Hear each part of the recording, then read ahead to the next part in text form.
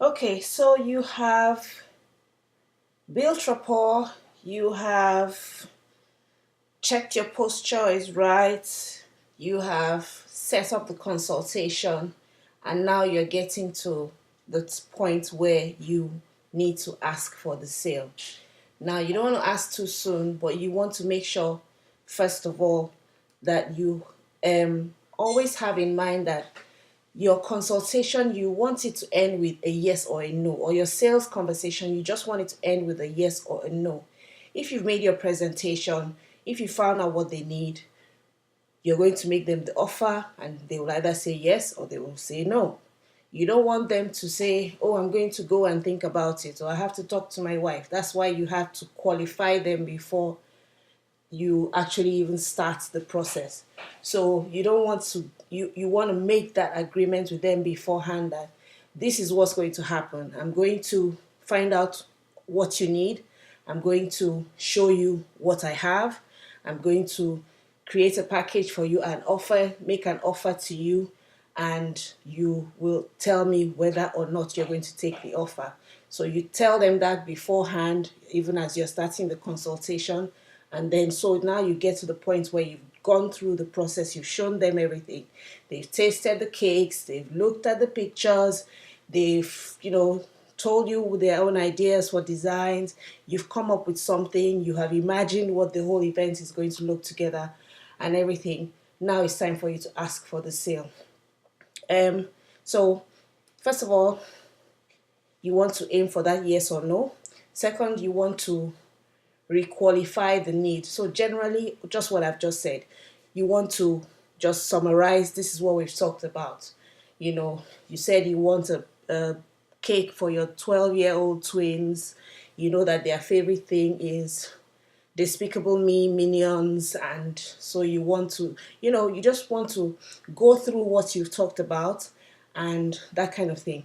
Now, most times with the cake during a cake consultations, during a cake consultation, the person would usually be ready to buy if they've come up to that point with you. So it's actually easy for you to actually just go ahead and take the order. Go ahead and ask for the sale. Go ahead and say, okay, what we're going to do is I will send you my bank details and I will put you in on the. I will give you the questionnaire so that you can tell me the names of the people that I need to contact when I get to the venue to deliver the cake. Whatever it is your process is, just go straight into the process of taking the sale from them, you know. So that is one way of asking for the sale. But then there usually comes the question of price. So again, once somebody asks how much is it, it's okay to tell them the price when you have gone through the whole process of showing them the value of what you have to offer. You don't want to answer the pricing question right at the beginning. You want to make sure you go through the whole thing. If they say, oh, how much is it going to cost me? Say, well, I cannot tell you right now, but what I'll do is I'll ask you a few questions, find out what you need, and then I'll tell you what I can offer and what your options are, and I'll give you a price that you will be happy with. Something like that anyway, but you don't want to answer that pricing question right at the beginning. This is a big no-no. So always demonstrate your value before the price. Always at any opportunity that you have, either with stories or with just talking to them, you want to remind them of why they're there, why the thing is important to them, what they're there for. Keep reminding them of their reasons. Work it up into some sentence, anything that you're talking to them about. Since you said it's important to you, that is why we're going to do it this way, and that kind of thing. So and then, like I said, ask for the sale. So you can ask quite directly. Just go ahead and say, okay, I'll take your order now. What are your dates, or what time does the thing start, or whatever. Other questions that you can ask would be, okay, so do you want it in this color or that color. Now, if you're not sure whether they want to buy from you right now or whether they're ready to order, or for instance, if you have like maybe a bride who is still shopping around with her mother-in-law, she's going to check out 3 or 4 different cake decorators before she makes her choice, then you would have to test the waters with some kind of asking for the sale question as well. So you want to test the waters by saying, well, if you were to order this cake, would you want it to be delivered or would you want to collect it yourself? So by asking those questions, like you're not saying this is what's going to happen, or you could ask a question like, if you were to order your wedding cake from us, would you like us to do the setting up at the venue, or do you already have that, organized? So that way, you're kind of checking to see, how ready they are to buy from you, and you're also giving them a chance to actually imagine how it would be like to work with you. So by asking those questions, you can gauge whether they're ready or not, or whether they're close to buying from you. Another thing is that you could be a bit cheeky and say, okay, so would you like it in would you like a chocolate or a lemon cake, just, or would you like it in red or do you want it in blue, that kind of thing. So it's kind of like you're assuming that that's what they want, they're going to do, even if so. That way, once you ask that question and force that answer, then they will be able to tell you from their answer. You'll be able to tell whether they are ready to buy or not, or you'll be able to actually kind of force them to make a decision or make a firm decision on whether to buy or not. You know, another thing is if you have people who are not ready to buy, like I said, this shopping around, or just want to. They've not decided yet, or maybe they're still thinking about the price or that kind of thing, then you can give them an incentive to buy.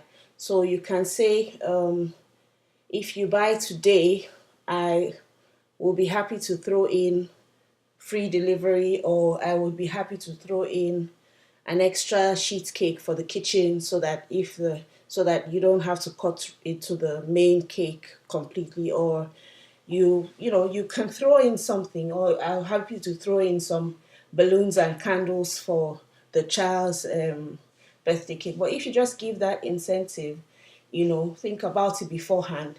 Give the incentive to say, if you're ready to buy now, I'll be happy to throw in that, and then another thing is that you can give the impression, especially for wedding cakes. You can give the idea that your time is very limited, the number of slots that you have. So you say, like, I work on just only one wedding cake per weekend.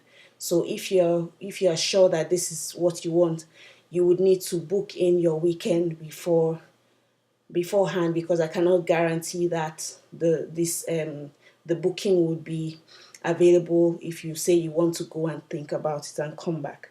So basically, and I'm going to give you a sheet so that you can look at different. There's lots of examples of closing questions, but just a few really apply to us. Really, the close where you just go, prepared right from the beginning to say, at the end of this, I'm going to take the order. That's really the first and the best way to approach every consultation. Even though, like I mentioned before, you don't have to put your heart and soul into the outcome, but at least that kind of makes the process go smoothly. If you're not sure, then you can use one of those testing the waters thing. Or if you were to do it, would you like it in this color or that color? Or if you were planning to do it, and would you come and collect, or would you like me to deliver? That kind of thing. So, putting that if into it. also helps you to check whether they're really ready or not, and but I have some questions that I'll just list out for you to try out. Depends on the situation. You have to be the judge of it. Some will go very easily. You just show them the things and then they make their order. Some would want to negotiate and talk, but once people start saying things like, how much is it, or what flavors do you have, or what colors can we do it in, that actually shows that they are interested. So it actually is a good indication when people start asking those kind of questions. So actually that would really be a good indicator, or a good time for you to actually to then